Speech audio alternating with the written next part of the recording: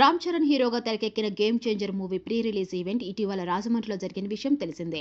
Deputy CM Pavan Kalyan chief guest గా హాజరైన ఈ ఈవెంట్ కి మెగా ఫ్యాన్స్ భారీ సంఖ్యలో తరలివచ్చారు. అయితే ఈ ఈవెంట్ నుంచి వస్తున్న క్రమంలో రోడ్డు ప్రమాదానికి గురై ఇద్దరు యువకులు మృతి చెందారు. ఈ ఘటనపై ఆవేదన వ్యక్తం చేసిన పవన్, కాకినాడ, రాజమహేంద్రవరం నగరాల మధ్య ఉన్న ఏడీబీ రోడ్డు ఛిద్రమైపోయింది. గత 5 ఏళ్లలో ఈ రోడ్డు గురించి పట్టించుకోలేదు. కనీస నిర్వహణ పనులు కూడా చేపట్టలేదు. సరైన విద్యుత్ దీపాలు కూడా లేవు. ఫలితంగా ప్రమాదాలు పెరిగాయని గత వైసీపీ ప్రభుత్వంపై ఆరోపణలు చేశారు. దీంతో పవన్ వ్యాఖ్యలపై యాంకర్ శ్యామల కౌంటర్ ఇచ్చింది. పవన్ కళ్యాణ్ నీతులు చెప్పడం వరకే కానీ ఆచరణలో ఉండవు. రోడ్డు ఛిద్రమైందని మీకు ముందుగానే తెలిసినప్పుడు ఈ ఈవెంట్కి మీరు పర్మిషన్ ఎందుకు ఇచ్చారంటూ పవన్ పై ఫైర్ అయింది.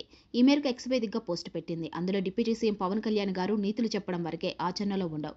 గేమ్ చేంజర్ మెగా ఈవెంట్ కు హాజరైన ఇద్దరు అభిమానులు రోడ్డు ప్రమాదంలో చనిపోతే ఈ ఘటనను రాజకీయం చేస్తూ నెపాన్ని గత ప్రభుత్వం నెట్టేసి చేతులు దులుపుకోవాలని ప్రయత్నిస్తున్నారు.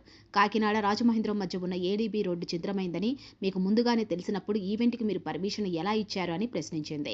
సినిమాలకు రండి, చొక్కాలు చించుకోండి, బైక్ రేసింగులు చేయండి, ఈలలు వేసి గోల చేయండి అంటూ యువతను రెచ్చగొడుతూ మీరు మాట్లాడిన మాటలు ఒక డిప్యూటీ సీఎం స్థాయిలో ఉండే మాట్లాడాల్సిన మాటలేనా?